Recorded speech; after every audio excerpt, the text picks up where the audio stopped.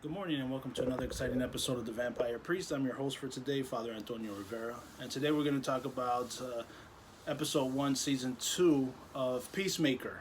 Just a review. Also, there are going to be spoilers in it, so if you have not watched it and you want to see it, stop right now. Come back to this video afterwards and let me know what you think about it. For those of you who have already seen it, you might be in agreement with me, you might not. Please let me know your thoughts, questions, concerns, and opinions in the comments below. Going into it, it seems as if there is a regression of character development for Peacemaker from season 1. Season 1, you see him getting his act together. He's getting over the death of his brother and the issues that he's been having with his father. In this episode, it seems as if he just regressed right back into it. They did some reshoots with the Justice Gang for the Gunn universe, as opposed to the Snyder universe, because season 1 takes place in the Snyder universe, season 2 is taking place in the Gunn universe. I did not like that at all. Should have just kept it at the Snyder universe. They had an out and a way to progress that way, where later on in the episode, Peacemaker does find a pathway to a different universe, a parallel universe. If you've seen the trailers, you already know that there's going to be a parallel universe going on. The parallel universe could have easily been the James Gunn universe. Kept them there. For those of you who have seen it, you see the big fight between the two Peacemakers and how the Peacemaker that we're familiar with ends up winning that battle with the Peacemaker from the other dimension. It would have been better if James Gunn would have just kept him from the Snyder universe and that portal bringing him over to the James Gunn universe. That would have been the wisest and the best way, as opposed to redoing the whole ending scene of season 1, the last few minutes of it. And then end up bringing over Vigilante and Amanda Waller's daughter. Those would have been the best ways to handle the situation. That way you're keeping the Peacemaker that he created for season 1 for the Snyder universe and bringing him over to the James Gunn universe. I did not like the orgy scene. It was so unnecessary. It was over the top. I did end up having to fast forward to it because I don't understand it. I mean, hey, you got a bunch of pretty girls that are naked and dancing. Kind of too old for that nonsense anyway. Just want to be able to enjoy a good episode.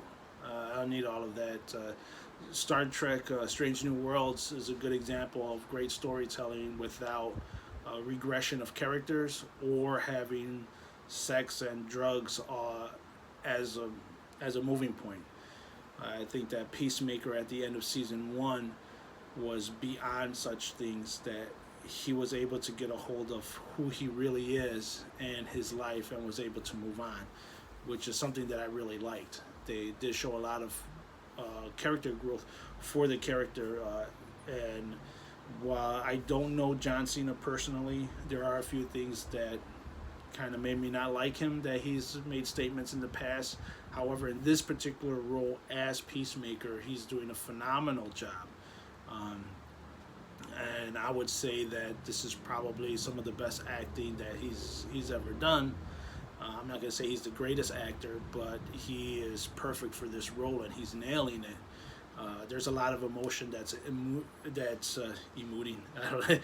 emanating from him, that he's able to emote, and he's able to show character depth, which is really great and really cool. I really like that a lot. You can actually see and feel the pain that he's going through regarding his brother and his father, and wanting a better life and wanting something more than what he eventually has become as Peacemaker. So kudos to him. I mean, good job, and good job for James Gunn for capturing all of that. I would have taken away the whole orgy scene, and I would have made that portal to the parallel universe the James Gunn universe. Everything is almost identical. There are some differences for sure, but it would have been the best way to do it and the best way to handle it.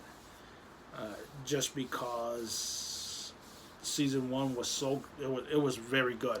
I recommend it if your age, if you're like 21 or over.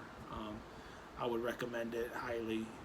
18 pushing it, I'm a little bit old fashioned in that aspect. And that's just because of the sex, nudity, and the drug use. But if you're, age appropriate and that's something that you can handle, I recommend it because it was really that good. Season two, this first episode really threw me off with. Again, it was really the orgy scene that really threw me off, so I can't give it a high recommendation, just because of that scene. And again, the portal should have been the portal to the Gunn universe. That'll be a perfect opportunity to bring him from the Snyderverse over, and also any other characters that he wanted to bring over from the Snyderverse. I really do like the way that Ben Affleck was as Batman. Or these portals. I mean, how many doors are there? And does each universe have its own door going to a different universe? Well, is that how they're going to bring the Batman into the not the Snyderverse, the James Gunn universe? That will be an excellent question and a way to handle it, bringing those characters in. But all in all, it was okay. I would say out of 5 stars, I'll probably give it about a 3.5. Again, I did not like the regression of Peacemaker. It didn't need to happen. Guy Gardner was in this one, so that was hilarious. I really liked it. James Gunn brother was as Maxwell Lord, and Hawkgirl was in it as well. And I really do love the banter between Hawkgirl and Guy. It was that's some very good writing there, and that's those two actors together. They're phenomenal. I would love to see more of them together, just holding a regular conversation. I could see them in a diner having a conversation with Peacemaker, just the three of them, because Peacemaker has some very good dialect. Again, John Cena is on point with this character. James Gunn is very good about getting characters or actors who can nail a part, and it shows in this series. Again, 3.5 stars for the first episode. We'll see where it goes. I became a fan of the first season. I think it was like around episode 3. No, you know what? It was episode 1 when John Cena had that dialogue with one of the other patients after he fully made a recovery. That dialogue right there had me hooked. But I became a really big fan of Peacemaker after episode 3. Read a couple comics with him in it back in the day when I was a lot younger, but to me he was always a throwaway character. James Gunn did a very good job of bringing him to the forefront and making him a very interesting character. So I'm excited to see what happens next, especially with the parallel universe. I really became a fan. I can't even talk today. A fan of Vigilante in season 1. I would like to see more of him in season 2 and see and just explore that character going forward. But this new parallel universe that's been explored and is talked about seems very interesting. So yeah, we'll see what happens with that. Again, I'm looking forward to Thursday for episode 2 to see what happens and going forward with that. But so far, Peacemaker, I'll sit down and watch it. Most likely on the weekends, won't see it on a Thursday. That's more like a Saturday or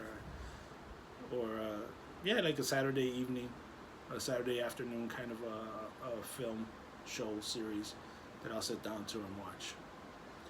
And that's my review. Let me know what you think. If you agree, disagree, why you disagree.